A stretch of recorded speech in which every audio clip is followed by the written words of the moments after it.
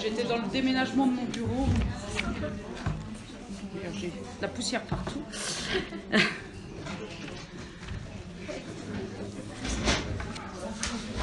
Bon, pas de questions particulières par rapport à vos examens, etc. C'est bon, tout le monde a ses dates, tout le monde... ouais. Bon. Très bien. Alors, on va terminer donc le cours en faisant une séance sur les suffragettes. Attendez, je me mets sur ce dont j'ai besoin pour aujourd'hui.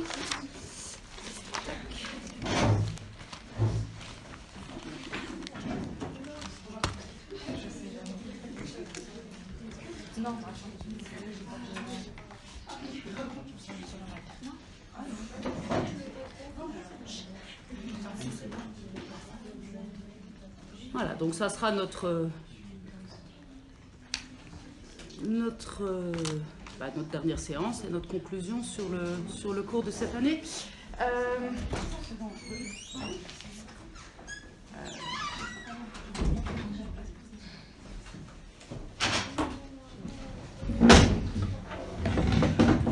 Tomber dans le...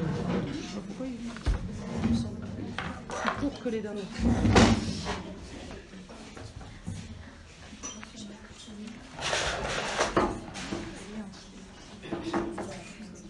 Je sais pas si on peut fermer le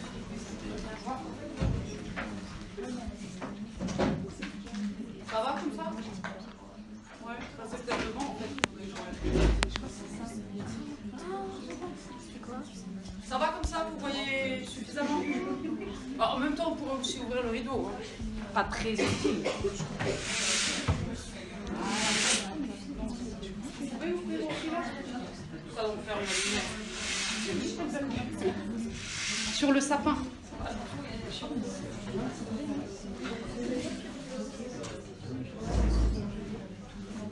Il n'en est pas un, mais c'est pas grave. Alors, yeah. So last time when we developed the question of women in the public sphere in the last 2 weeks, we especially focused on how women increasingly became visible in the public sphere, and we saw that there were different categories of women becoming more visible in the public sphere. On the one hand, you had what is called the working girls, that is, the girls and young women generally before they were married, who had to work because they came from the increasingly important middle class and they couldn't afford not to work, especially when they were young.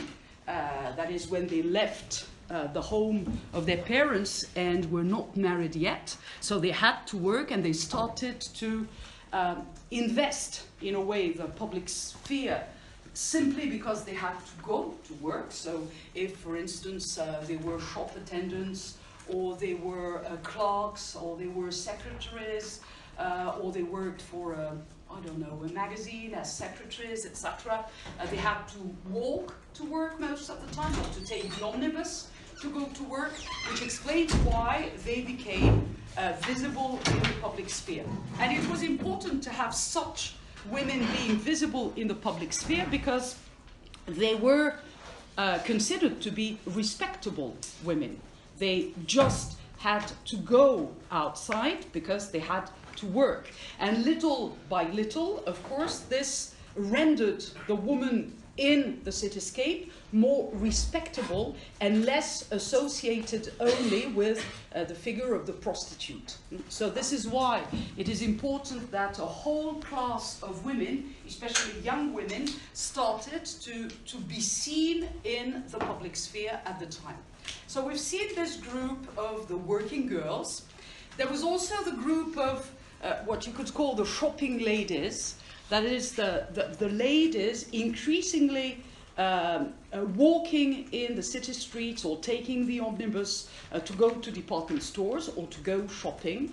Department stores being meant to be places for women. As I've explained already, they were public places, but protected public places, exactly as reading rooms in libraries were protected public places.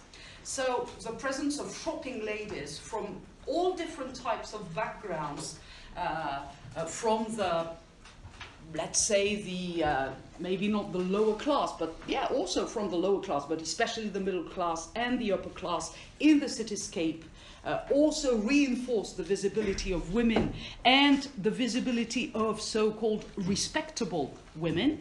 And we've also seen the presence of philanthropists, missionaries, that is, those women, sometimes older than, well, there were young women and older women, sometimes older than the working girls, for instance, who devoted a part of their lives to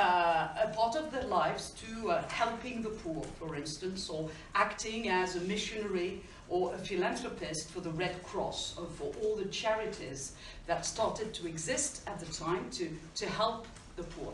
So all these groups of women, considered to be respectable women, came to counterbalance the image of the woman on her own in the city, which before the second part of the 19th century was immediately associated in people's mind to the prostitute. When a woman was seen on her own, she was, or she took the risk of being associated with a prostitute, because a woman was not supposed to be on her own in the streets, especially at night, but also during day. So, of course, in the poorer neighborhoods, the presence of women in the streets was already a fact, even long before the mid-19th century. But as we've said, these poor women were above all poor, and they were already alienated for being poor. So it did not shock the Victorian bourgeois so much to see these poor women in the streets, because they were supposed to be different as poor people, and as poor people they were expected to be in the streets. You see, so the female dimension, I would say, was not particularly taken into account at this point. So this is for the visibility of women. The next step would be to be more audible, and this is where the suffragettes come.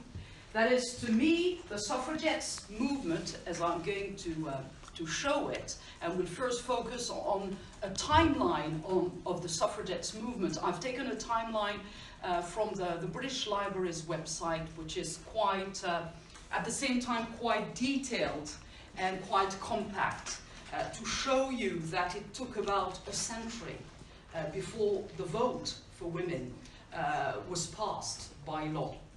And to me, the movement of the suffragettes and all those who participated in this movement for women's right to vote is the next step. That is, after trying to make women more visible, women tried to be more audible in the public sphere, of course, through, for instance, strikes, through different actions, sometimes even violent actions that they tried to organize, as we will see, and also through the fact that they wanted to have their say in political life, that they said that they were as able as men to decide on the different affairs of the nation, and they wanted to have their say in many different fields. So what we're going to show is, after having a look at the suffragettes movement timeline, so as to give you an idea of how things were done step by step, we'll try to focus on the anti-suffragists with a few examples, men and women included, because there were also women who were against the vote for women, and we'll see how they explained their opposition to a vote for women. So we'll try to see the points of view of anti-suffragists. We'll also try to see or to analyze a speech by one of the greatest suffragettes, Emmeline Pankhurst. So we'll analyze the speech that I had included in one of it's one of the texts in the booklet. And we'll also study the way the suffragettes were treated at the time, the way they reacted to this treatment, and also the way people, mostly men at the time, perceived the movement itself. But this movement is really what made women audible for the first time in the public sphere. So let's first have a look at the timeline of women's suffrage as presented by, as presented by the British Library. And almost each timeline of female suffrage starts with the date 1832, when a woman from Yorkshire, Mary Smith, they explained, for the first time asked for spinsters, that is unmarried women, and this is quite important. She asked for spinsters to be able to have their voice in the election of members of parliament, because women could vote, well, not in 1832, but in some elections, especially local elections, as we will see in the timeline. But what they wanted was to have their say in the election of members of parliament, which is, of course, a kind of superior election. And this woman, this Mary Smith, in 1832, was the first to petition. She submitted a petition to be presented to the British Parliament, asking, and the detail is important, she wanted spinsters to have a vote in the election. Why only unmarried women, according to you? Why didn't she ask for all women to be able to vote?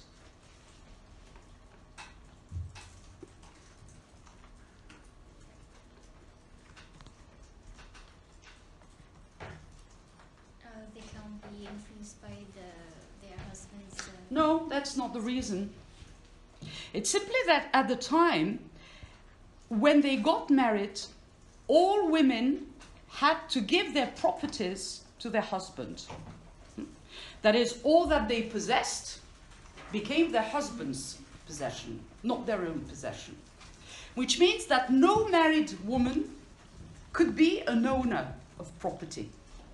And as no people, either men or women, by the way, could vote in Parliament if he was not an owner, a proprietor, an owner, then it meant that married women could not vote. It was impossible in the law. At the time, you have to have in mind the fact that at the time, some men could not vote either. You had to be an owner to be able to vote. Well, there was, I don't exactly know the type of ownership that you were supposed to have. I don't have the exact figures, but not all men could vote at the time. Only a certain portion of the population could vote. And one of the bases to be able to vote was ownership. And as a married woman lost her right to own property, because her husband was the owner immediately after marriage, it meant that the only thing she could ask for was for unmarried women to be able to vote.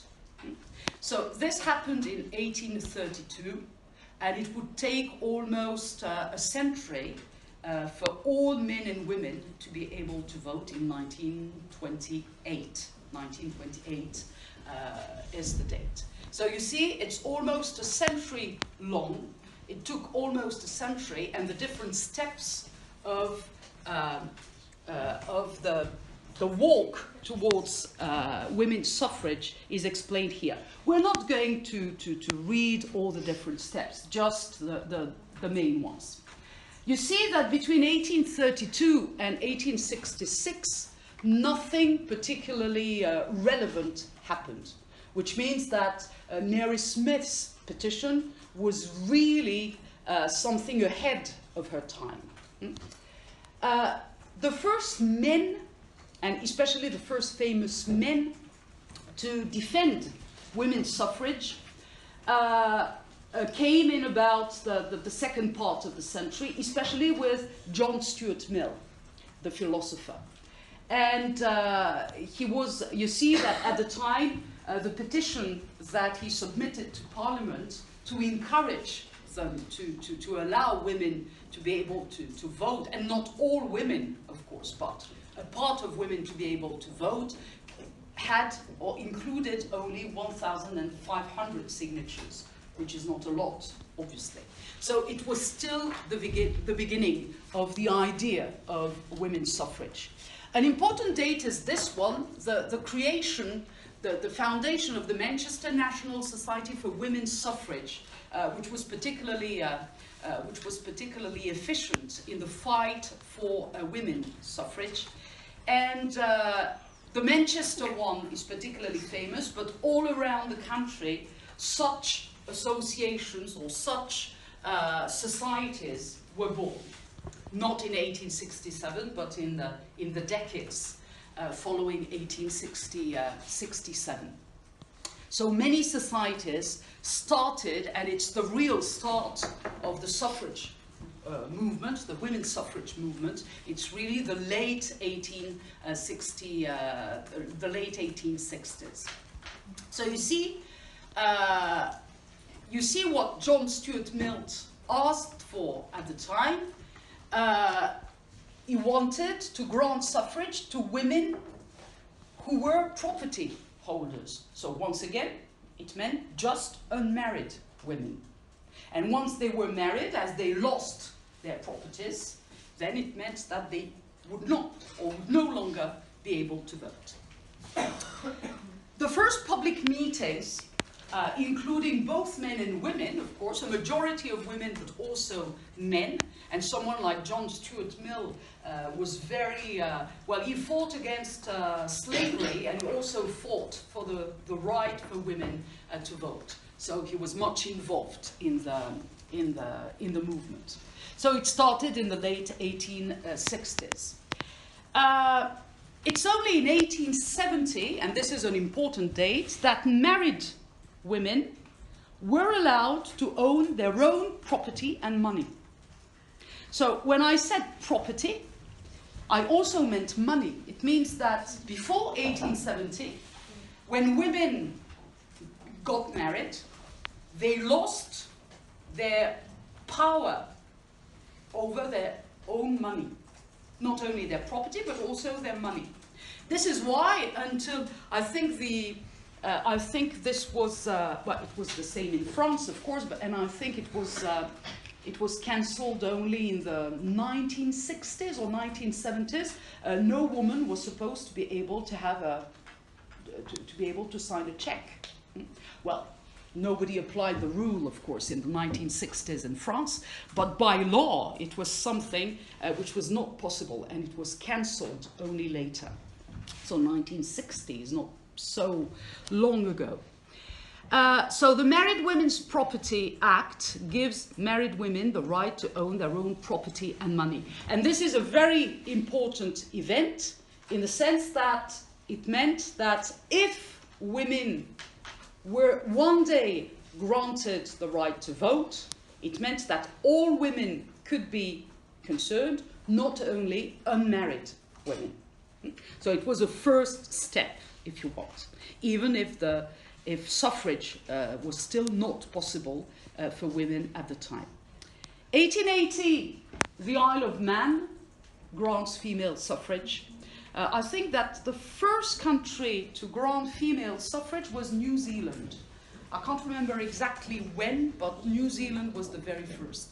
The Isle of Man, which is not part of the British Isles, it's an island between Ireland and the Republic of Ireland and Britain, but it was one of the first to grant female suffrage. Well, it did not prevent them to have flogging. You know what flogging means? Le fouet. Jusqu'à les années 70, mais 1970, quand il y avait un jeune délinquant et il n'était pas condamné à de la prison ou des vols, des trucs comme ça, il était fouetté avec du boulot pendant. Et c'est jusque dans les années 1970-80, quoi. C'était donc ça, bon, ça a fait des histoires au niveau de la Cour des droits de l'homme, etc. Mais comme ils font pas partie de l'Union européenne, n'étant pas britanniques. Okay. So, 1894, a first new step, the Local Government Act. All women, now that married women can hold property, all women are allowed to vote, but only in elections in borough councils, that is, local elections, not national elections. So it's only 1894. First step, the first part of what they wanted. 1897, so late 19th century, very important date, the creation of the National Union of Women's Suffrage Societies, which unites all the societies fighting for women's suffrage, and which was later led by Millicent Fawcett. Millicent Fawcett is an important suffragette, and especially she is known for wanting to lead peaceful demonstrations. We will see that at one point the suffragettes disagreed with one another, and that a part of the suffragettes wanted to lead peaceful campaigns with petitions, etc., speeches, information of people, whereas others thought that it did not go fast enough, and they insisted on much more violent means, as we'll see.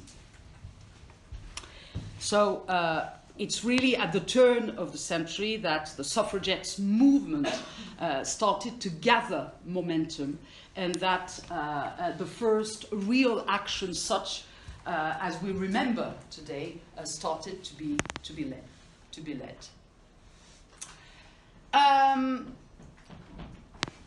The Women's Social and Political Union is formed in 1903. One of the great leaders of this union was Emmeline Pankhurst. It was a whole family, the Pankhurst family, with Sylvia Pankhurst, Christabel Pankhurst, her daughters, fighting for women's rights. They did not always agree on everything. For instance, someone like Emmeline Pankhurst is seen as one of the great leaders of the suffragettes movements, but at the same time, she did not want the right to vote for all women. She only wanted the right to vote for those women who held property. So they did not, and her daughters wanted to go further. So they did not have all the same ideas. Of course, it's difficult to have the same ideas within a large movement as it had become at the time.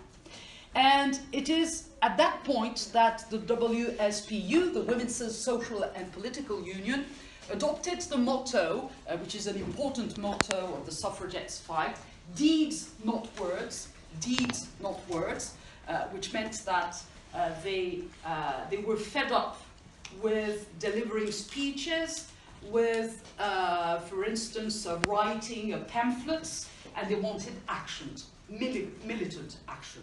And it is at that point, in 1905, that there was a turning point in the suffragettes movement, and that the action started to become more violent in some respects. They did not hesitate to use bombs. They smashed windows with their umbrellas and with stones. I think that they put a bomb in one of the parliamentary rooms, and so there was a series of more violent actions by a minority of the suffragettes, but of course these violent actions were put to the fore by the newspapers and magazines so as to in a way to discredit the whole movement. There were several very important marches at the beginning of the 19th century, including the march from Hyde Park to Exeter Hall in 1906. And it was called the Mud March because it was raining on that day, and there was a lot of mud in Hyde Park, and all the women were muddy at the end of the march, so it became the Mud March. Well, several bills were introduced to Parliament, but they were rejected each time at the time.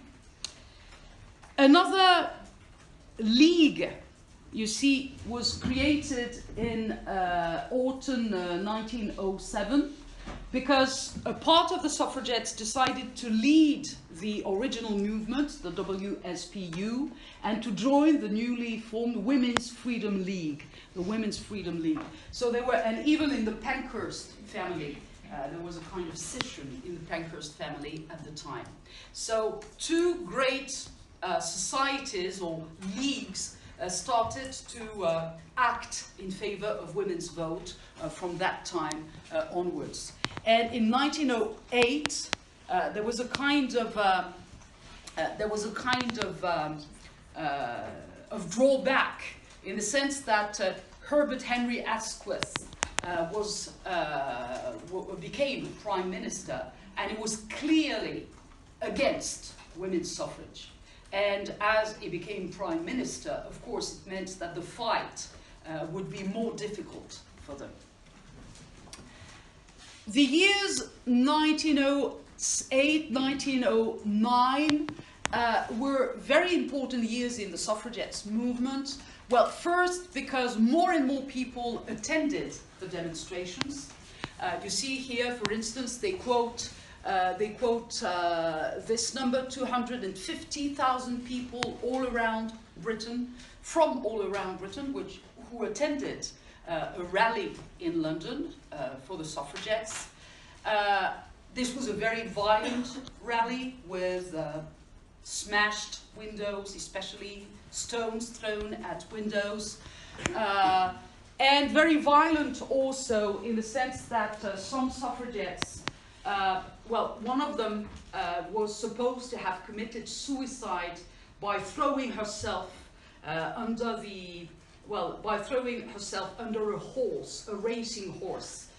Well, nobody knows whether it was an act of suicide or anything else, but probably it was, so as to show her will to sacrifice her life for the right for women to vote. Or there were women who tied themselves to railings and refused to go, and the police had to force them to go. So there were all these different types of actions which became more and more radical, at least for a part of the suffragettes at the time. And at that point, suffragettes started to be sent to prison.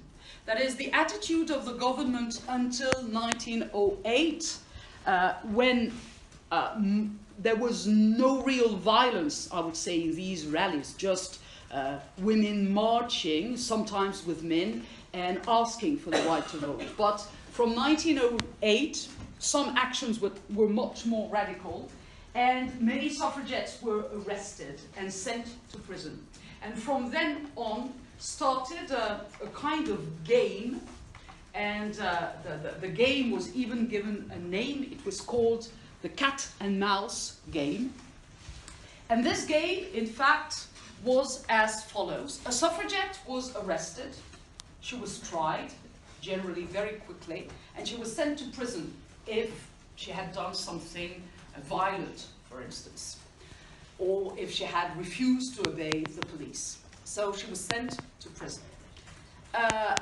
Little by little, the suffragettes sent to prison decided to react by going on a hunger strike. So they went on a hunger strike. They refused to be fed. And as, of course, the government didn't want these women to die in prison, they decided to force feed them.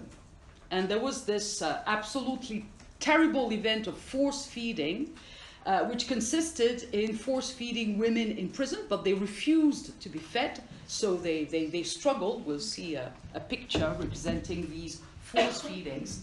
And the hygiene in the prison was so bad that sometimes, for instance, they used a plastic tube, a flexible tube to force feed them, but very often they used the same tube for several women in a row. So, of course, from a hygiene point of view, a medical point of view, this was an absurdity. So they went on a hunger strike. The people in the prison tried to force feed them. They refused to. So eventually, when they considered that their health was at stake, they were released from prison. They went back home.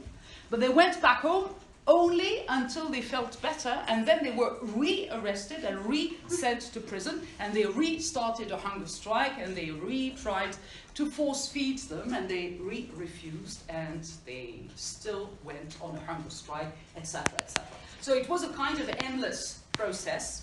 There was a law, there was a bill which was passed to say that if a woman refused to get food, then she should be released until she felt better and would be rearrested. And this bill became known as the Cat and Mouse Act, because it was like a cat and mouse game.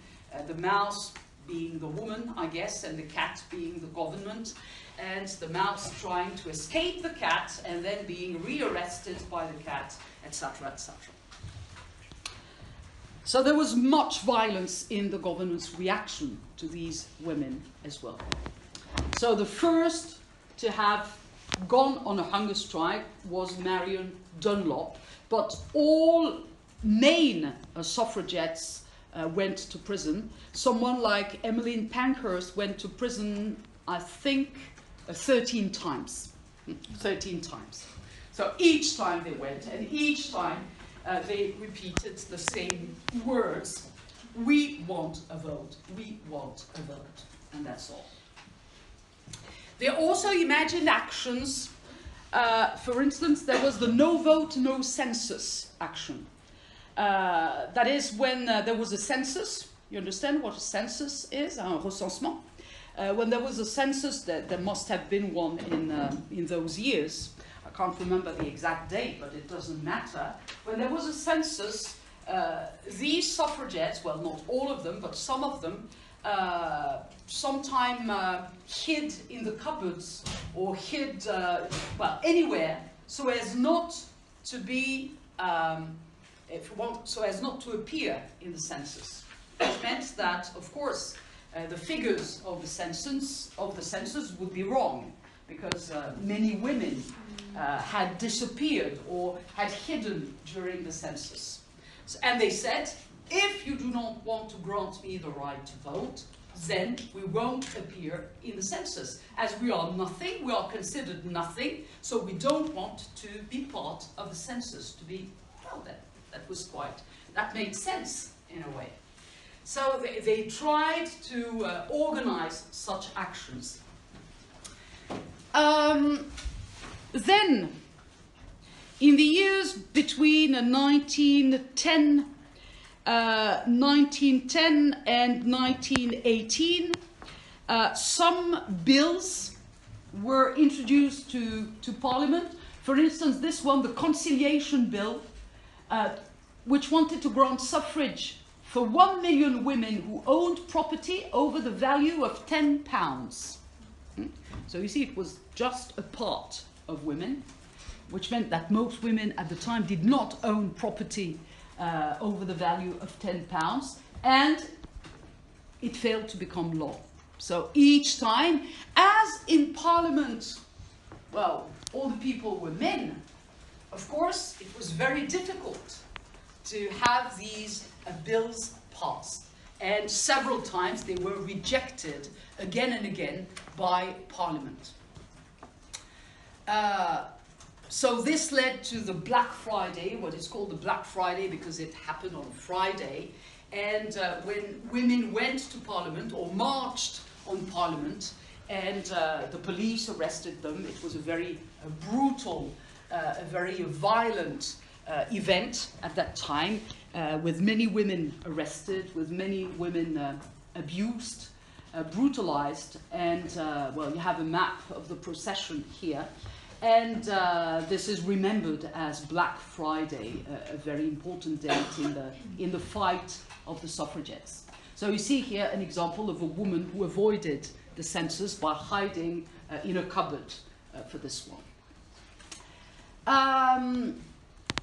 1911, a new king, King George V. So it's no longer the Edwardian period, you see, it's already George V. Well, it's no longer the period we're interested in, but I want to go until women got the right to vote. So 40,000 women. You see at the beginning in the petition there were about 1,500 women. This time it's 40,000, sometimes 250,000 people marching for the right for women to vote. But it took almost a century to come to this. So many campaigned, etc. Again, the Parliamentary Franchise Bill introduced and defeated, but you see that this time it's 222 votes to 208, so it was a very close failure. And they could feel at the time that maybe in a decade or so the bill would be passed. For the first time, a party, the Labour Party, not surprisingly, included women's suffrage as part of their political agenda, even if in reality they were often accused by the suffragettes not to do enough for women's vote, but still they included it. The Cat and Mouse Act dates back to 1913. Where is it? Yeah, 1913, so it's the act I've just been speaking about. Then you have different demonstrations, etc. And, of course, the important date is, not surprisingly, after the end of the First World War, because during the First World War there were other issues at stake. And the First World War probably gave legitimacy to women in the sense that even in the First World War they had to take on the jobs of men. It was especially true in the Second World War, but it was already true in the First World War. So they were asked to participate in the life of the nation much more than they did before. And this probably legitimated their right to vote, the right to suffrage in the eyes of some people, and it probably was enough to be. You see that it was a very close shot the last time the bill was introduced to Parliament. So it's no surprise that after the First World War, for the first time, the representation of the people bill, this is how, or what it was called, was passed. But be careful, it did not allow all women to vote. It allowed women over the age of 30 and men over the age of 21 to vote. That is, it gave the right to vote to all men for the first time, which was not the case before, because you were supposed to be the owner of more than maybe £10 or something like that. So all men above the age of 21, which was the age of majority at the time, were allowed to vote. And for women, they were not supposed to be mature enough to be allowed to vote at the age of 21. So they had to wait until the age of 30. But it was already a great step forward. Except that a difference was still made between men and women. Then women could stand as members of parliament for the first time, so it came in the same year. And the first female member of parliament was Nancy Astor in 1919. And last date, the Representation of the People Act. So you have in 1918 the Representation of the People Bill, and 10 years later, the Representation of the People Act. And the Representation of the People Act gave a right to vote to all women above the age of 21. That is, on an equal par with men. So you have here a timeline of the suffragettes movement, but what I'm particularly interested in, of course, is to see the different types of points of view and the different types of points of view and the different types of reactions to these suffragettes. There was an interesting guide as well on the BBC's website.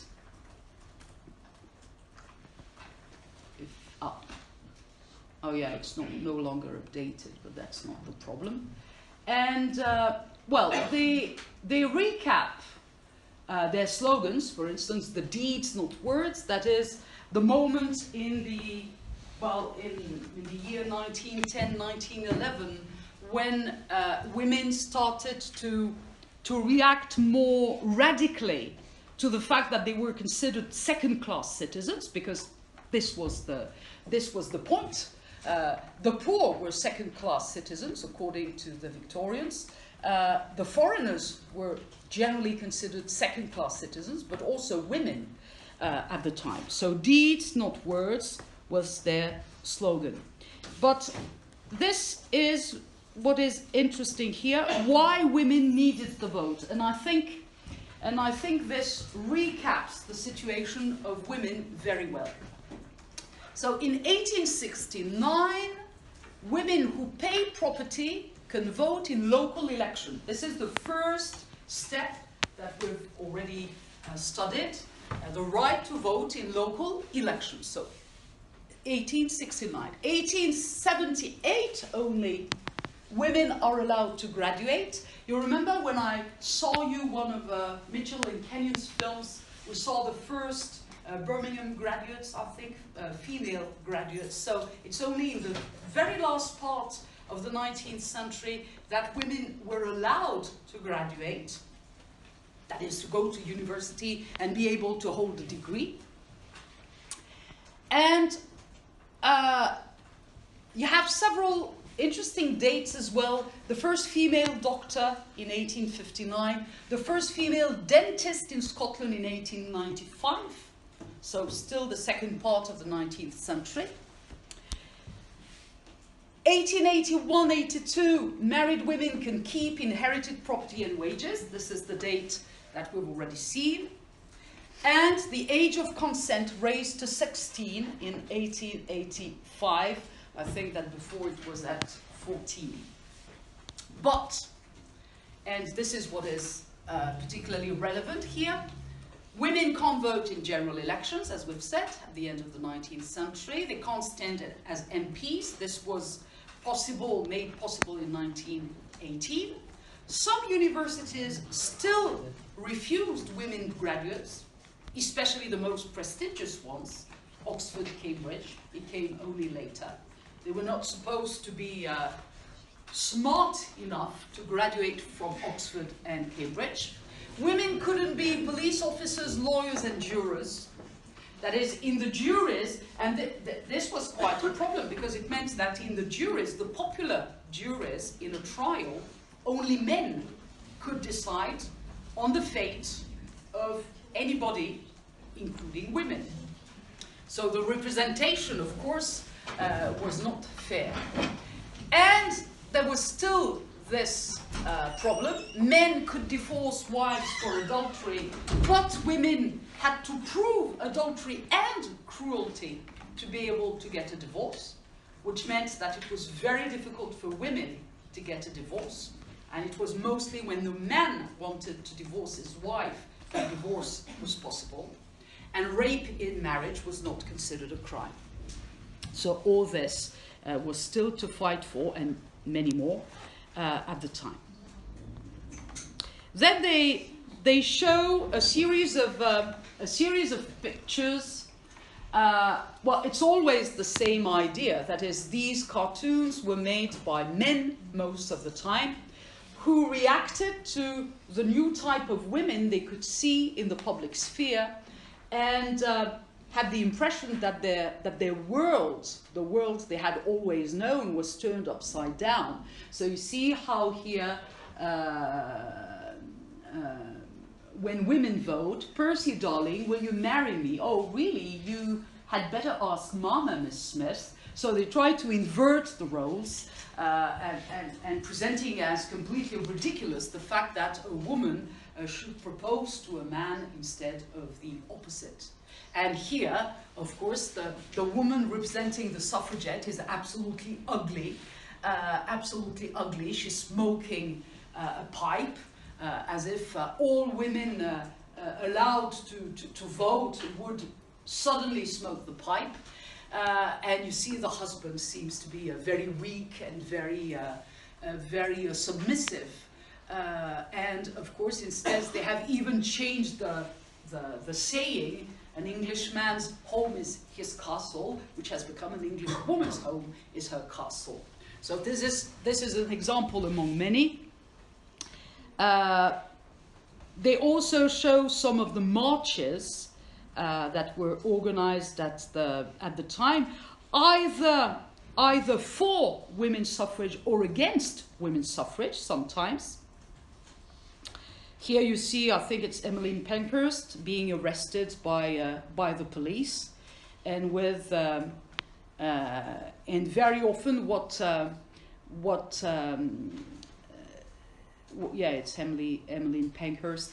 And what happened is that the policemen tried not to be too brutal against these women, but they tended to hit them sometimes with their umbrella or with their and they didn't want to be arrested, so they tried to fight against the policemen, and some of them didn't really know what to do or how to react.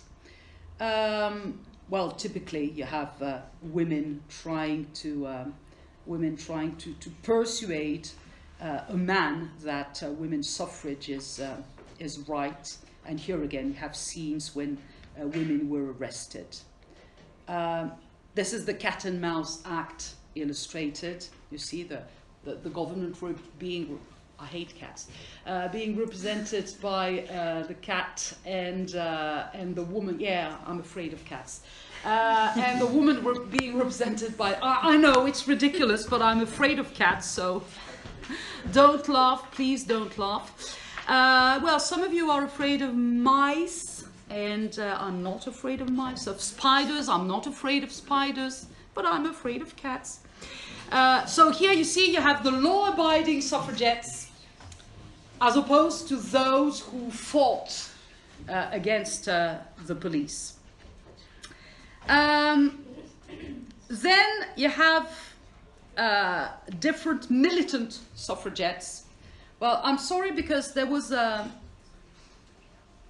clips, interviews made by the BBC, but apparently we can't see them from here. For instance, this woman was a bomb maker, but when I tried to play, no, not available from our location. I don't know why, but apparently. So you see, you have different types of, well, this one was a window smasher, this one a mastermind, this one the bomb maker, the art attacker. That is, she tried to destroy works of art, and her motto was that a work of art was nothing compared with a human life. So if the lives of the suffragettes were at stake, then she would destroy art in reaction. So yeah, so it's a kind of presentation of all these women. Yeah, right. So now I would like to have a look. Well, maybe we'll first watch this short documentary on the suffragette movements, because it will allow you to have some pictures of the time, of the different suffragettes, the different types of yeah, but I need sound.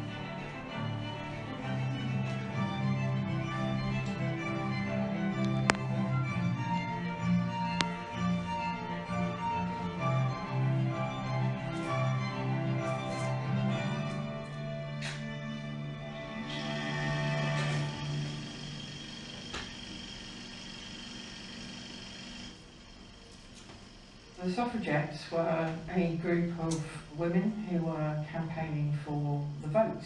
The campaign had been going on for a while, but it became much more energetic and more militant in this period. So we're talking about roughly the 1890s up to the end of the First World War.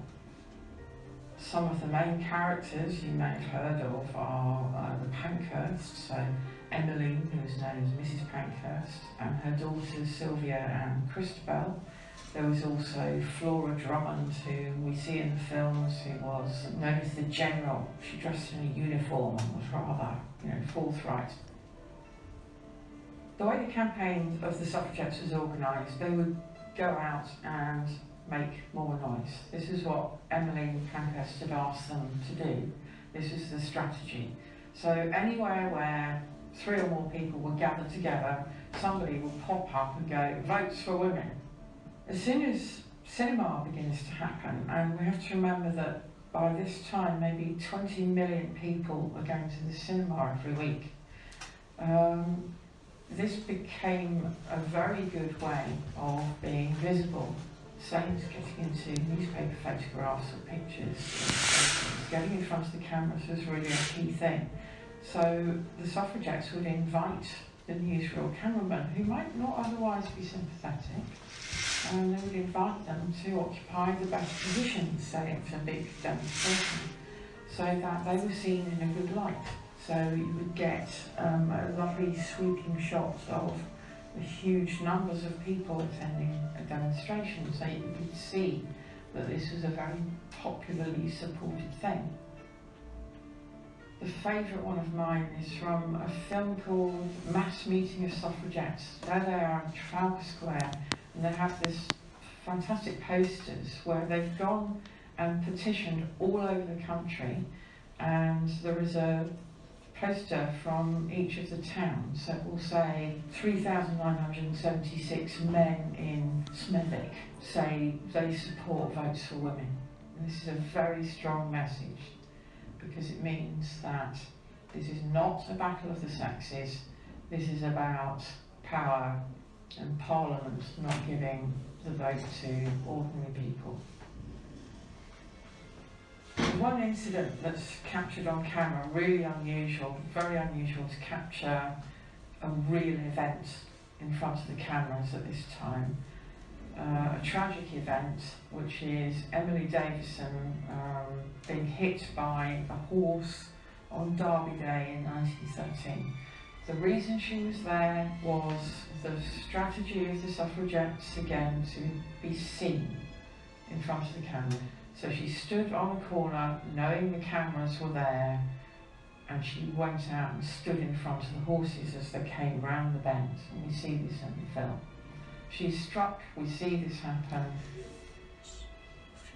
but because she doesn't die until 3 days after this event, the neutral cameramen think, oh, it's just some sort of accident, they barely see it, and they just carry on filming the event. But then this becomes hugely important. She dies, it's news everywhere, and it is shown again and again and again and again. It tells us nothing about whether or not she intended to commit suicide. We don't know, we may never know. There are two ways that suffragettes are shown in cinema. There's one kind of negative version and there's one positive version. And both of them appear in one film. It's a lovely film called Milling the Militants. You get the negative point, the kind of ridiculing of the suffragettes. They're always shown as these sort of big battle axes, big hats, and they're all a bit kind of brutish, and they're ridiculed. So we get this larger lady, shall we say, who's left her husband at home with the kids while she goes out campaigning for votes for women. And he's dreaming this dream about getting his own back on his wife. And there's a fantastic scene where they're shown there's various punishments for having, shouting out in front of sort of MPs and what have you, where they are forced into wearing trousers and they have to walk down the street in the sort of shame of wearing trousers. It's very funny.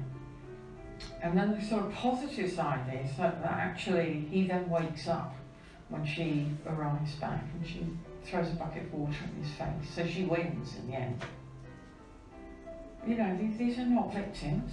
These are young, happening, feisty women who are getting on with their lives and doing what they want. The younger ones don't do what their parents tell them. So you get characters like the Tilly Girls. So they're in a series from about 1912, and they're a comedy duo. They're always being told to behave themselves, and this they refuse to do. So as soon as the adults are not looking, they behave appallingly. They steal all the food and they invite, young boys round and cause all sorts of mayhem. And later on they marry people for money and then leave them with the babies and go out and play golf. It's excellent, really. They're a very cheery and feisty bunch. This is not a miserable story, it's a very positive story. So the war breaks out in 1914. And straight away, the suffragettes put the whole campaign on hold, and that they mobilise, it says, their brains and bravery in support of the war effort. So they will organise hospitals at the front to treat the wounded, they work in munitions factories, they do all kinds of things. The one thing they do very cleverly with the films is to make sure their name is up there. So when you see this fantastic film of the Scottish Women's Hospitals, there is a sign up there that says that this is organised by the National Union of Women's Suffrage Societies. They make sure that during the course of the war, although they're not campaigning in a kind of militant way, they're still there and look at how beautifully they're organising everything. And this is why they are responsible, this is why they deserve the vote when the war is over. In 1918, all men are given the vote and a certain number of women. It's a large number, any women over 30 and own some property get the vote. This is in fact probably most of the women in the population. And there is a great newsreel from this time that says, will there be women MPs? So not only have they got the vote, but suddenly there's the idea that they can stand for Parliament. And we see Emily Pankhurst and Christabel and Flora Drummond and Miss Kenny standing outside when they're going in to have a big meeting. And so here is the speculation that they can now stand for Parliament. So the campaign has worked, it's a real advance.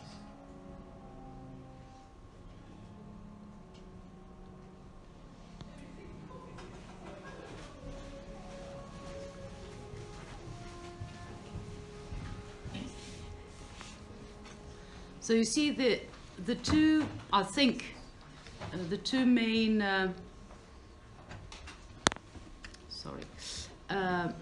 the main two pieces or extra pieces of information in this film, are first the fact that women's suffrage was born along with the cinema, and that the cinema really helped in a way to make these women more visible and more audible. And as she explains, as the curator explains in the footage here, she explains that if there had not been the cinema, if there had not been these films to show the demonstrations, to show their posters, to show their mottos, probably the fight would have taken much longer than it already took.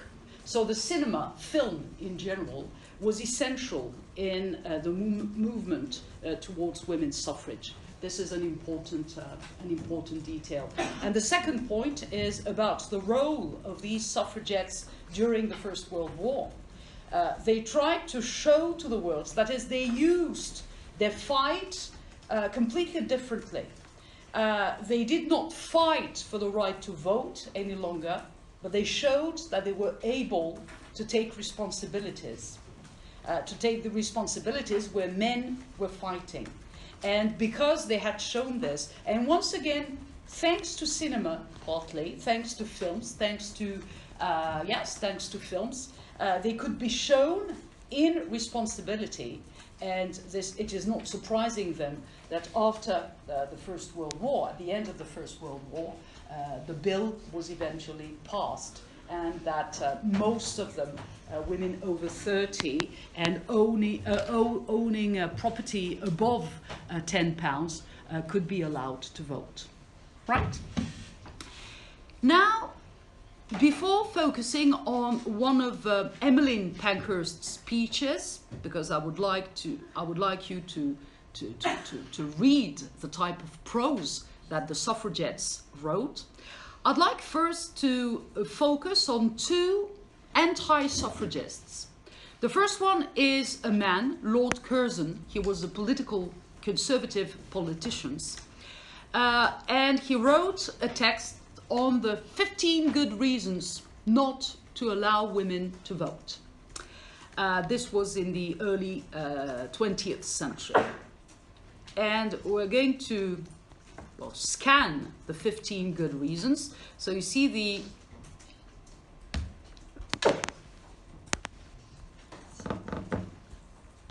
Je peux pas faire entre les deux?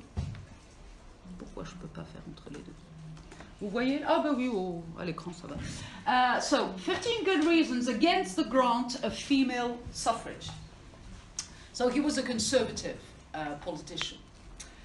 And he said that these 15 reasons were sound, valid, and incontrovertible. And this is the list. 1. Political activity will tend to take away women from her proper sphere and highest duty, which is maternity. So again, the idea of the spheres, domestic sphere and public sphere. Second, it will tend by the divisions which it will introduce to break up the harmony of the house. So still linked with the fact that the woman was supposed to be a kind of peaceful, or a kind of, she was supposed to have a kind of harmonizing dimension in the house. The grant of votes to women cannot possibly stop short at a restricted franchise on the basis of a property or other qualification. Married women being the women, if any, best qualified to exercise the vote, the suffrage could not be denied to them.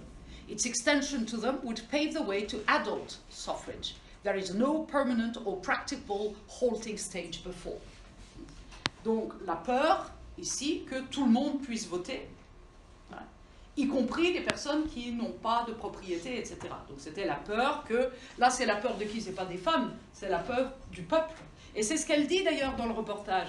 Elle dit la lutte contre la lutte des suffragettes, ça a été aussi une lutte sociale. C'est-à-dire non seulement la lutte des femmes pour pouvoir voter, mais aussi pour que tout le monde puisse voter, y compris les personnes qui n'avaient pas les propriétés requises. Hein. Donc ce n'est pas une lutte seulement pour les femmes, et là on retrouve encore mes trois groupes invisibles qui essayent de devenir plus visibles, mais c'est aussi une lutte pour ce qu'on a appelé les pauvres, mais en tout cas les classes moins favorisées. So the fear obviously that if married women owning property were allowed to vote, then everybody would be allowed to vote, including the poor. 4. Women have not as a sex or a class the calmness of temperament or the balance of mind, nor have they the training necessary to qualify them to exercise a mighty judgment in political affairs. The idea, and this was reinforced during the suffragettes movement, that women tended to be hysterical, emotional, hysterical at all times. It was thought by doctors at the time that hysteria was typically a female trait, and that it was due to their constitution, their hormones, etc. So here it's obviously the idea that women are weak beings, not balanced in terms of emotional balance, and that they would not be strong enough to take important decisions as far as the nation is concerned. The vote is not desired so far as can be ascertained by the large majority of women. And it is true, maybe not the large majority, but it is true that some women fought against the vote, and we'll see why in a second document. Neither is the proposed change approved so far as can be ascertained by the large majority of men. If the vote were granted, it's probable that a very large number of women would not use it at all. But in emergencies or on occasion of emotional excitement, a large, and in the last resort, owing to the numerical majority of women, a preponderant force might suddenly be mobilized, the political effect of which would be wholly uncertain. So again, the idea that women are only emotional beings, that they are not capable of reasoning, and that probably they would not vote for most of them. That is the idea that it's more or less a kind of whim, this fight for the suffrage, that they want to fight for suffrage because it's a kind of caprice, if you want. A kind of caprice, but that in reality they would not use this possibility to vote, and that if they used it, it would be in an emotional way. And the fear, and it's exactly the same fear as, for instance, the fear of the Irish, because the English were afraid of being outnumbered by the Irish. Well, here it's exactly the same as with the poor. The fear of being outnumbered by the poor if they decided to vote, and here it's by women. Women were a majority, that there were more women than men in Britain at the time. I don't know if it's still the case, but at the time it was. And as there were more women than men, if all women decided to vote, then, of course, men would be outnumbered in terms of vote. which is ridiculous because it tended to say that all women would vote in the same way, which of course is ridiculous. But they were considered as a class apart, and as a class apart, they were considered to have the same types of reactions, the same types of purely hysterical, emotional reactions, people not able to think and to reason on their own. Second page of this list of 15 good reasons, you'll see that the other reasons are not much better.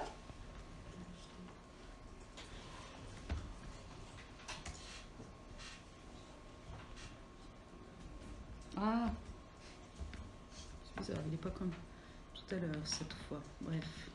The presence of a large female factor in the constituencies returning a British government to power would tend to weaken Great Britain in the estimation of foreign powers. Again, the same idea that women were not credible, and that if the British insisted to have women in power, then they would lose their credibility in the world. It would be gravely misunderstood and would become a source of weakness in India. So the fear for the empire, the fact that women would not be able, and what is very, very ironical is that they had had a queen for over 67 years. But the queen, of course, is not considered to be a normal woman. She is a symbol. The vote, once given, would be impossible to stop at this. Women could then demand the right of becoming MPs, cabinet ministers, judges, etc. Nor could the demand be logically refused. Woman, if placed by the vote on an absolute equality with man, would forfeit much of that respect with the chivalry of man. Much of that respect which the chivalry of man has voluntarily conceded to her, and which has hitherto been her chief protection. Do you understand this paragraph or not? No? Well, they try to, he tries rather to invert the situation, saying that... C'est bizarre, excusez-moi, j'essaye de voir comment je peux le voir en entier, ce truc, c'est un peu énervant parce que j'arrive pas à le... Maintenant, il faut simplement que je le sente, je sais pas. C'est bizarre.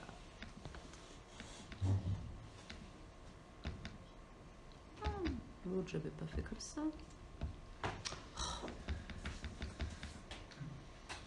Ah! Attendez, je le fais autrement. Hop.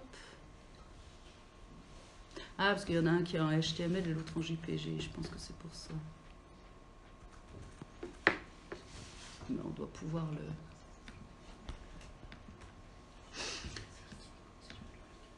Bon, c'est pas grave. Well, what he says basically here is that if women are the equal of men, or become the equal of men, then there would be no reason for men to act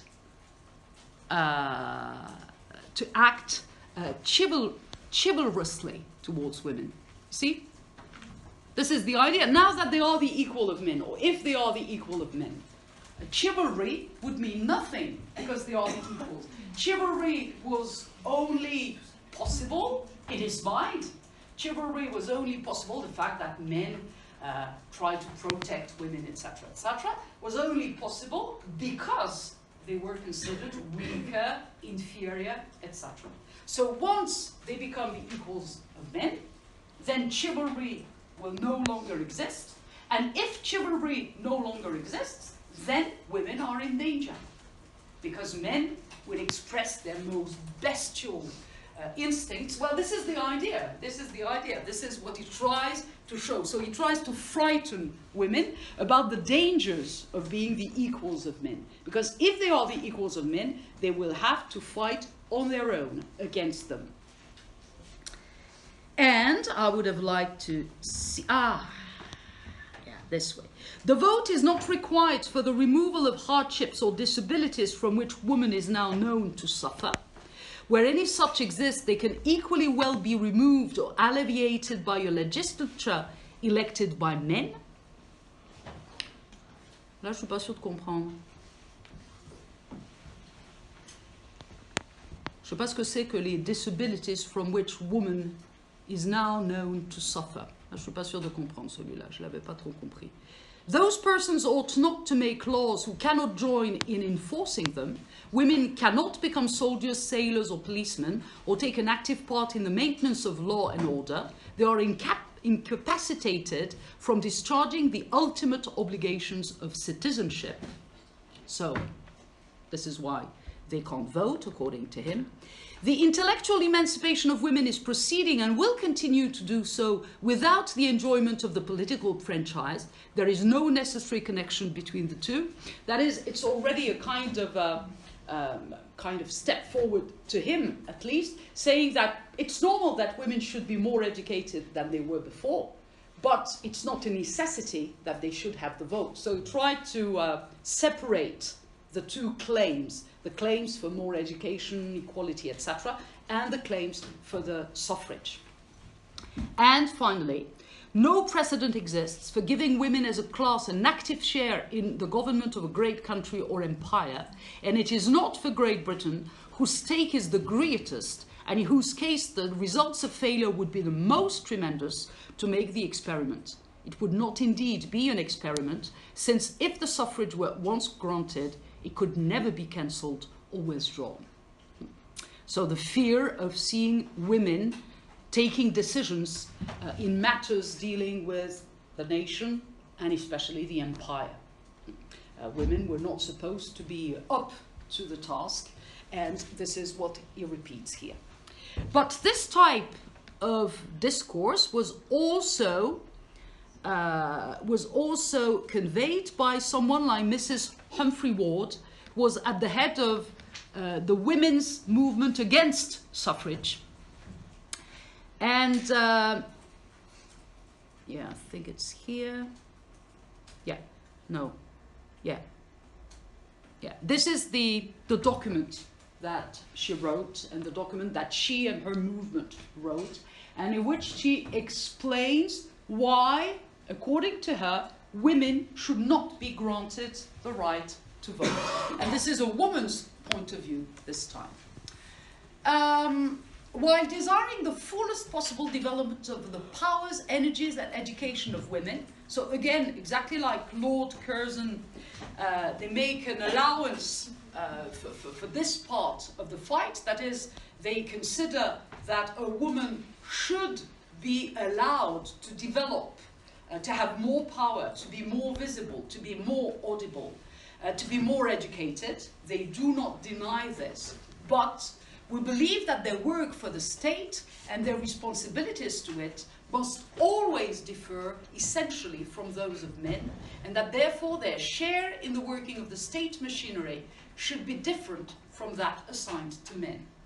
So here she's going, and this was mostly the attitude of women who were anti-suffragists, the idea that men and women had different competences, different skills, that they were different in essence, that they were different in nature, and that their natures being different, they should be complementary much more than fight on the same basis, right? To men belong the struggle of debate and legislation in Parliament, the working of the army and navy, all the heavy, laborious, fundamental industries of the state, such as those of mines, metals and railways, the lead and supervision of English commerce, the service of that merchant fleet upon which our food supplies depends. So you see here, and this is why little boys are still advised to play with cars and girls with dolls. The 19th century perception of the role of women and men is very much recapped here. Men should be responsible for all that is essential in the running of a country. all that is not decorative, all that is substantial, the industry, commerce, and politics, well, which leaves not much to women, as you may see. At the same time, we are heartily in sympathy with all the recent efforts which have been made to give women a more important part in those affairs of the community where their interests and those of men are equally concerned, and where it is possible for them not only to decide, but to help in carrying out, and when therefore judgment is weighted by a true responsibility and can be guided by experience and the practical information which comes from it. Et là, il donne des exemples. As votes for or members of school boards, boards of guardians, other important public bodies, women now have opportunities for public usefulness which must promote the growth of character and at the same time strengthen among them the social sense and habit. But we believe that the emancipating process has now reached its limits, fixed by the physical constitution of women and by the fundamental difference which must always exist between their main occupations and those of men. The care of the sick and the insane, the treatment of the poor, the education of children. In all these matters, and others besides, they have made good their claim to a larger and more extended power. We rejoice in it. But when it comes to questions of foreign or colonial policy, or of grave constitutional change, then we maintain that the necessary and normal experience of women does not and can never provide them with such materials for sound judgment as are open to men. We are convinced that the pursuit of mere outward equality with men is for women not only vain but demoralizing. It leads to a total misconception of women's true dignity and special mission. It tends to personal struggle and rivalry, where the only effort of both the great divisions of the human family should be to contribute the characteristic labor and the best gifts of each of the common stock. So, you see the fields that, according to the anti-suffragists, women should continue to devote to. That is mostly what? The family, the poor, the sick, and the insane. The family, the poor, the sick, and the insane. In which they are supposed to be more competent because they are supposed to be more sympathetic. And to show more empathy, to be more sympathetic.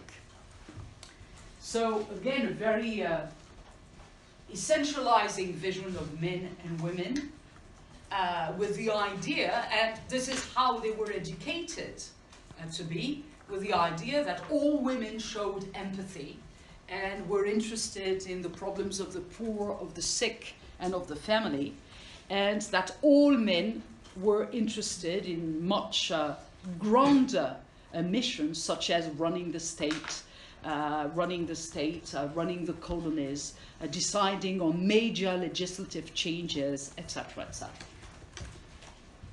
So these were the main arguments, the main reasons that were given by the anti-suffragists at the time. As opposed to this, we'll read extracts from a speech by Emmeline Pankhurst, one of the great suffragettes. It's in the booklet, Going Public, at the end, I think, or towards the end, in the last part, yeah. Well, we're not going to read the whole speech. It's your job to do so, but it's just to show you the way she spoke to others. Well, this is a speech that she delivered in the United States, in Hartford, Connecticut, in 1913. It was published in the Guardian quite recently to celebrate Emmeline Pankhurst.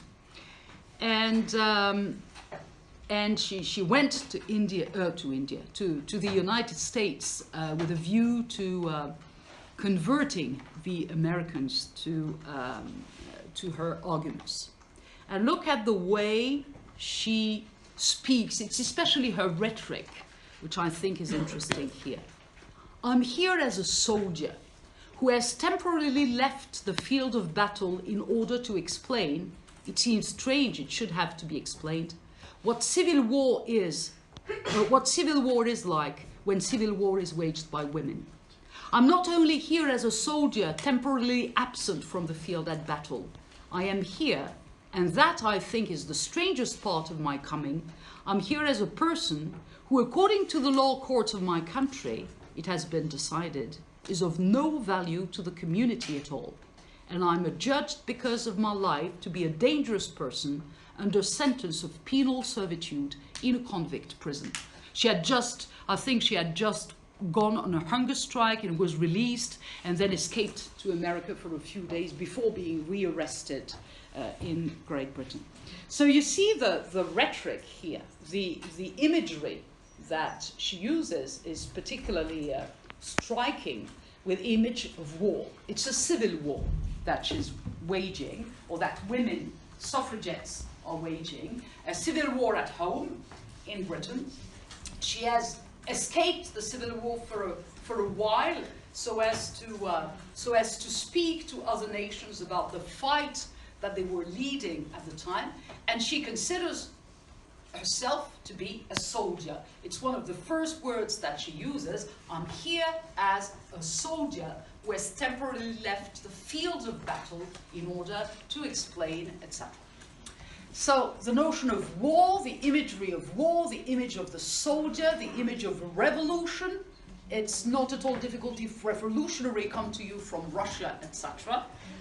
It is really the image she wants to give of the movement. The fact that at that point, because the government would not listen to women's claims, it is a civil war that is being waged in Britain. And as is the case in civil wars, some people are considered to be dangerous. She is one of them. And some people are sent to prison. She is also one of them. She is under sentence of penal servitude in a convict prison. So the imagery is set from the start. The image of civil war, the image of the soldier. And she's going in the rest of the text of the speech. She's going to explain her fight. She's going to explain why they have become militants. And she's going to take several images again to make her point. It is about 8 years since the word militant was first used to describe what we were doing. It was not militant at all, except that it provoked militancy on the part of those who were opposed to it. When women asked questions in political meetings and failed to get answers, they were not doing anything militant. In Great Britain, it is a custom, a time-honoured one, to ask questions of candidates for parliament and ask questions of members of the government. No man was ever put out of a public meeting for asking a question. The first people who were put out of a political meeting for asking questions were women. They were brutally ill-used. They found themselves in jail before 24 hours had expired. So she tries to justify their militant actions just now in 1913 by the fact that for 8 years they tried speaking, they tried using words, but now is no time for words, now is time for deeds. This was one of their mottos, deeds, not words. We were called militant, and we were quite willing to accept the name. We were determined to press this question of the enfranchisement of women to the point where we were no longer to be ignored by the politicians. Once again, this notion of invisibility. And then she has this image. You have two babies, very hungry and wanting to be fed.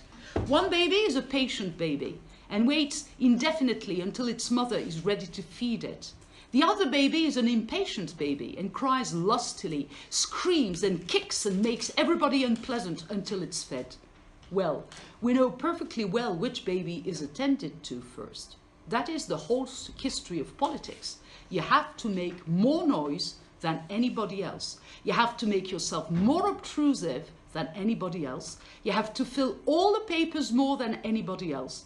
In fact, you have to be there all the time and see that they do not snow you under. These are the words that were quoted in the documentary.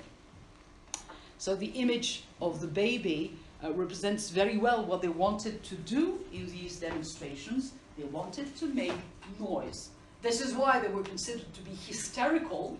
It was the noise they wanted to make that led to the descriptions of these suffragettes as historical. But she explains very well why they wanted to be more audible, because everybody ignored them. Because when they asked questions in Parliament, when they tried to enter Parliament and ask questions, nobody would answer. Everybody ignored their questions. So as they were being ignored, they decided to make noise. And to make noise, of course, well, as she says, you cannot make omelettes without breaking eggs. Well, so then she explains the different actions that the suffragettes. It's a very interesting speech, so read it all, of course. And at the end, she mentions the cat and mouse act.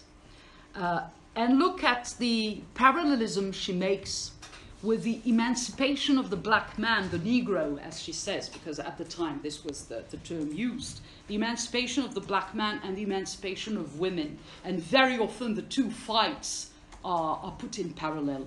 You won your freedom in America when you had the revolution by bloodshed, by sacrificing human life. You won the Civil War by the sacrifice of human life when you decided to emancipate the Negro. You have left it to women in your land. The men of all civilized countries have left it to women to work out their own salvation. That is the way in which we women of England are doing. Human life for us is sacred, but we say if any life is to be sacrificed, it shall be ours. We won't do it ourselves, but we will put the enemy in the position where they will have to choose between giving us freedom or giving us death. So the fact that they were ready to sacrifice themselves, a little like the woman in the horse race that we've seen. And it's a real declaration of emancipation here. The fact that for the black man, for the slaves, people united, and some people at least united, both men and women, and tried to fight for the emancipation of black slaves. But she says nobody will do this for women, so they have to do it on their own. And this is why they are here, and this is why they are ready to sacrifice their lives. So you see the complete opposition between the vision of woman as Lord Curzon or Mrs. Humphrey Ward, another woman, presented it, and the vision that Emmeline Pankhurst had for women, which was the vision of most suffragettes.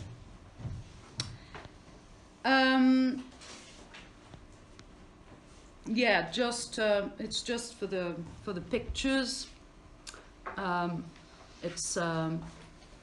It's taken from the Museum of London.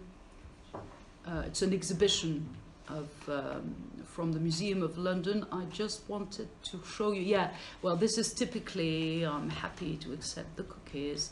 Yeah, this is typically a scene of force feeding, you see, with generally 4, 5, 6 people trying to immobilize a woman in prison. This is a prison cell.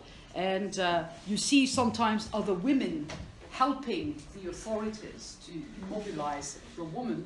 And then they, you know, they had this flexible tube that they introduced in the throats of women. And as I said before, very often the tube was the same for maybe several women in a row. So you imagine the germs,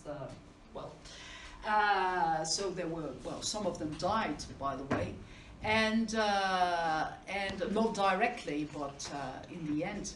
and it was presented as torture, of course, especially by the suffragettes themselves, especially as you see the women were immobilized. They refused this force feeding, of course. They had gone on hunger strike, so they refused the force feeding, and you see their feet, their ankles were tied to the chair, and their arms were grabbed by other people so as to prevent them from moving, and then they were being force-fed. And some of them managed to escape the force feeding, and eventually they were released.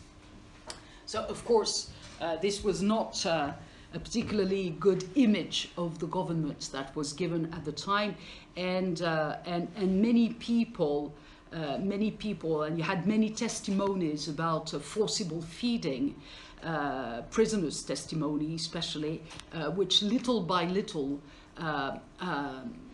started to influence public opinion, and many people, including men, started to think that the government was using the wrong way, and that if women wanted so much to get the vote, then maybe it would not be such a bad idea.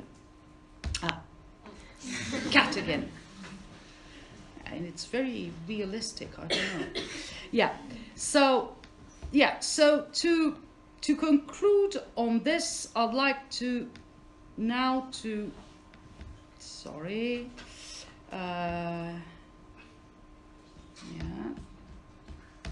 have a look at the different cartoons I included, but especially two texts which were written by men at the time.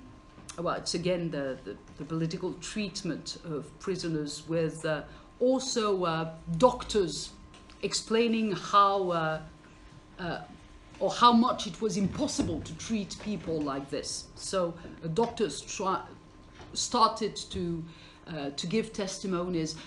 There were whole articles also in the British Medical Journal, which is still a very famous medical journal, and at the time they showed how dangerous it was for the suffragettes' health to be forcibly fed like this. So yeah, just a few cartoons representing suffragettes. Well, typically they play on the same type of images each time, especially this image, exactly as in the comic film that we watched, or the extracts that we watched. Typically a woman who doesn't want to take care of the children any longer. And you see here the suffragette asking her children, "But my dear child, what are you crying for with all these nice toys? What can you want?" And the child saying, "Moo, I want a vote." As if, of course, the idea was that if the suffragettes had babies, or if they already had children, then the children would in their turn want to vote themselves. And she seems to be completely at a loss. She doesn't seem to be able to understand her own children. So very often there were pictures like these. Well, I'm not interested in this one. This one, for instance, a woman at a police station coming with, well, she's speaking with two policemen, obviously, and she says, "Just run from the names of the cabinet minister." Well, it's bad English, but it's, "Were you old dear? I forgot for the minute of my husband. And according to the press, it is understood that it is an agreed suffragette plan for women who are arrested to give the names of cabinet ministers' wives. The idea may spread to other types that come into collision with the police." So they refused to give, it was one of their actions, they refused to give their name, and they gave the name of the wife of one of the ministers. So this is what she's doing here, except that it's for something which has nothing to do with suffrage, of course. So you see how they were very often represented as hysterical here, and the men always represented as very patient and very with the stiff upper lip. Justice, justice, coward to carry a defenseless woman, etc. So it's the hysteria dimension which is shown here. Same here, an ugly rush, ugly not only because it's an ugly rush, but also because the women themselves are ugly in this picture, and especially the ugly women are those who fight for the vote. You see that those women who seem to be shocked by this fight for the vote are much more prettier in the way they're represented. These ones seem to be completely hysterical with their ugly glasses, etc. So there's and this idea that they are fighting and that they are being hysterical, and the man is alone, but he can still prevent them from entering his room.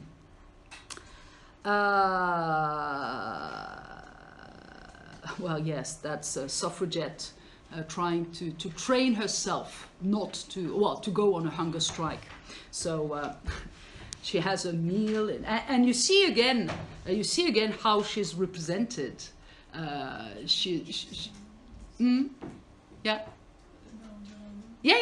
But it's the way they were represented, because they were supposed to have lost their femininity as suffragettes.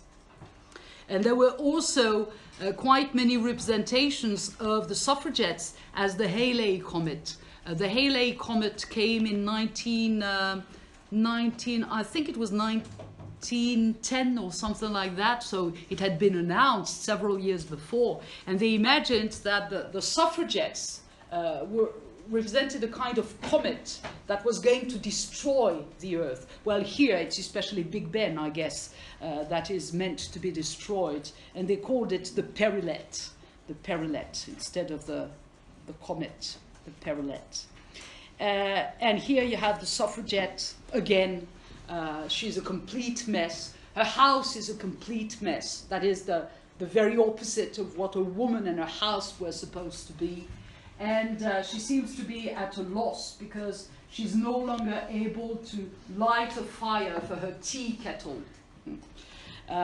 So as if it was impossible to be able or to be granted the vote and to be capable of lighting fire for the tea kettle. Yeah, so I'd like now to conclude with two articles that were published at the time. Well, they are among the many articles which criticized the suffragettes. This one hints towards the solution of a vexatious problem, and the vexatious problem is the problem of the suffragettes. The author calls it a Gorgon-like social problem. You know what a Gorgon is? Yes or no? Oh. I'll show you.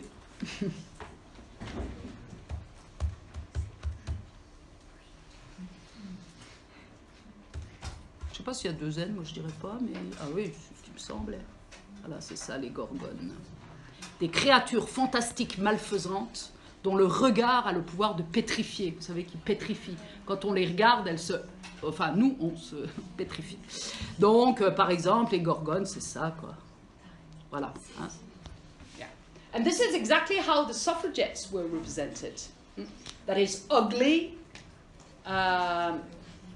with a maleficent power, and no longer feminine, you see? So you have examples here. Well, this is revisited, of course, because this is the modern version of the Gorgon. But it's, again, the idea of the fatal woman, you see? The dangerous fatal woman.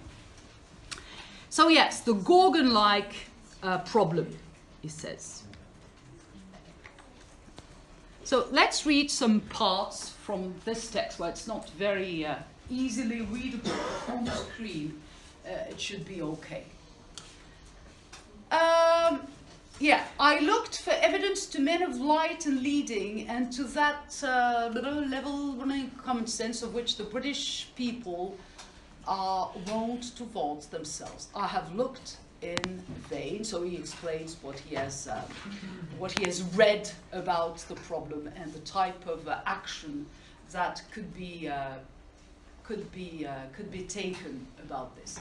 Yeah, it's this passage which interests me at the end of this page and the beginning of the other. No, it's here.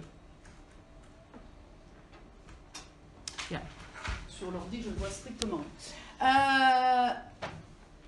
Yeah, it's about the Cat and Mouse Act. It's all very fine for the press to demand that the prisoners, female prisoners, shall be treated as men prisoners are treated. These women have lost the ancient and beautiful habit of meek obedience. If a man up for 6 months hard, he does his time as a lamb. He takes his skillet, picks his voilà. Their obstinacy and courage, their fantastical devotion to a cause have driven the law into it is horribly annoying, but the contrary, but the consequence of the woman's habit. C'est pour avoir le contexte, c'est la suite qui m'intéresse. This may be a beautiful, je sais pas quoi, of justice in mending a woman to prison for months, but forcible feeding has neither dignity nor beauty, and to allow a woman to death for breaking a window or shouting votes for women, voilà, outside St. Stephen's, is more than the incorrigible sentimentality of the Home Office that the Home Office can stand. C'est pour avoir le contexte, c'est ça qui m'intéresse. Then again, these women are so unreasonable, so clamant. Should the House of Commons backed by the moral stimulus of the Dean of St. Paul's bring the cat and the birch and the docking stood and the branding iron back into the penal code, the women would insolently demand that the new laws should be used against offenders of both sexes. Obviously, such an arrangement would be unpopular amongst the electorate, especially in Ulster. One of the boldest and most arresting suggestions for dealing with our lawless sisters is that of a medical man whose name is hidden from fame under a modest garment of anonymity. This good doctor advises compulsory marriage, a remedy which a lady, and a titled lady too, thinks it would be well to bring to the consideration of the prison authorities. C'est l'idée, donc c'est une présentation de tout ce que disent les différentes personnes. Comment se débarrasser du problème des femmes? Par exemple, le mariage forcé. Ça leur ferait du bien. Une fois mariées, voilà, on s'en débarrasserait, elles arrêteraient d'être hystériques. But this suggestion, though charming in its originality, is open to the objections that, in the first place, it would be an injustice to the superior sex to unite them to unknown viragos, and in the second place, many of the suffragettes are already married and do not seem to have been tamed by the amenities of the Holy Estate. Still, if there are enough bachelors in the House of Commons to go round, we might, so to speak, kill two birds with one stone. It's very ironical, of course, but it is based on what some people suggested as a solution to the woman problem.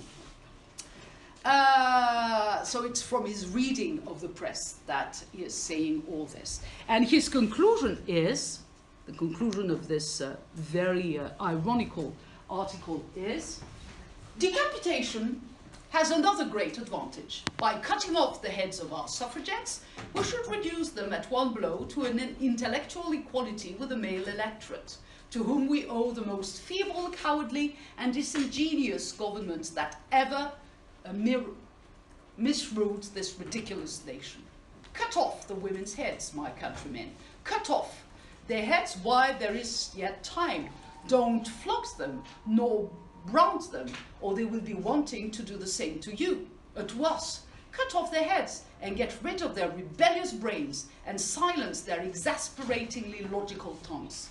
cut off their heads and show them that if we cannot reason, that if we cannot reason at heart are men. No, that if we cannot reason at least are men. Cut off their naughty heads, it will buck up the Dean of St. Paul's. Besides, while they have heads on their shoulders, they will read the daily papers and they will find out what we really are. This discussion is now closed. Well, of course, this is an ironical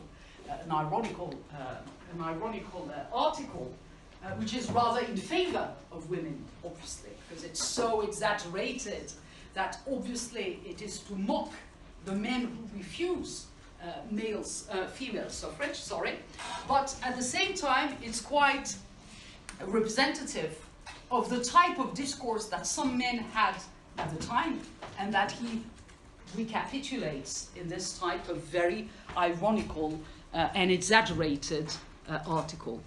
The last one is this one, The Soul of the Suffragette by Barry Payne, which tries to, the article tries to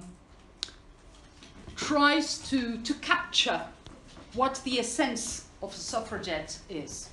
And you see there are different parts. Securing a specimen suffragette as if she was a kind of, you know, a bird species or an animal species.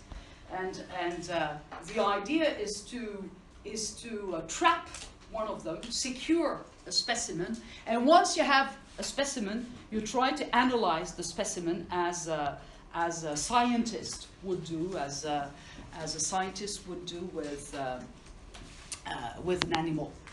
So you see, he starts again from a very ironical standpoint, saying that he had a lasso in Hyde Park, and with his lasso, he trapped a suffragette.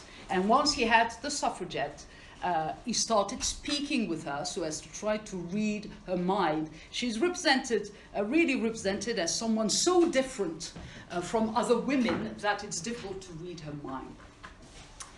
And you see that the way he's going to present the suffragette is through many adjectives and adverbs, showing her as sulky, never happy, sulky, then reluctant, a little aggressive in a way. And he's going to focus on her different characteristics. For instance, I would give every woman everything she wanted always. I would give every woman a vote who applied for one, but I would not give votes to women who would far sooner be without them. Yeah, so that's his first opinion. And then when he speaks with the woman, he immediately seems to feel that the woman is quite violent. The violence of woman is the next point. And he's going to present this as a kind of dialogue, which is not a dialogue, because he does not understand what the woman means, what the suffragette means. And the whole of the text is very characteristic of the lack of understanding, in a way, between some men, the men who were against suffrage, and the suffragette. So you have a series of different examples here, and his conclusion is included here. She is better in captivity. You are beginning to repeat yourself. He's speaking to the suffragette. I said, there would be no real kindness in letting you out, because you would only make trouble for yourself, your family, and your friends. On the other hand, it's no pleasure to me to keep any creature in captivity. I am exceedingly obliged to you for the interesting glimpse you have given me into your inmost soul, and I will gladly do anything I can for you. With these words, I took my revolver out of my hip pocket. So there's no real conclusion, of course, but even if the text is obviously an ironical text, at the same time, what is implied at the end?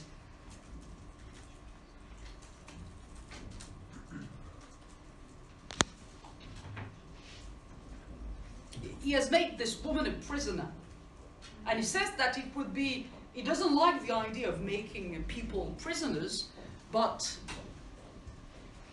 that she would be far more dangerous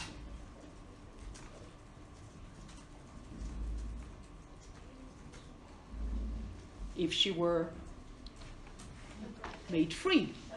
Yeah, if she were made free. And in the end, what is the solution he suggests? Well, with these words, I took my revolver out of my hip pocket. To kill her. Yeah, to kill her. Well, this is not said. He stops, well, the text ends just before. But the idea is this. Well, of course, this is presented as a kind of fantasy, a kind of etc. But at the end, you have the man with a lasso, kind of cowboy. He has made a woman a prisoner. And at the end, he says, well, I don't like to have women in captivity, but I think you are more dangerous if you are not in captivity. And then he puts the revolver out of his pocket, which is very obvious as a meaning. Bon, on va s'arrêter là parce qu'il est midi. Donc, en gros, je n'ai pas le temps de faire de conclusion, mais on l'a déjà redit. Les trois grands groupes, hein, vous voyez, ont évolué de la même manière. Certains, j'allais dire, cumulant les invisibilités, hein, parce que si vous prenez une femme étrangère de condition pauvre, elle cumule les trois grandes, cumulées en tout cas, les trois grands aspects.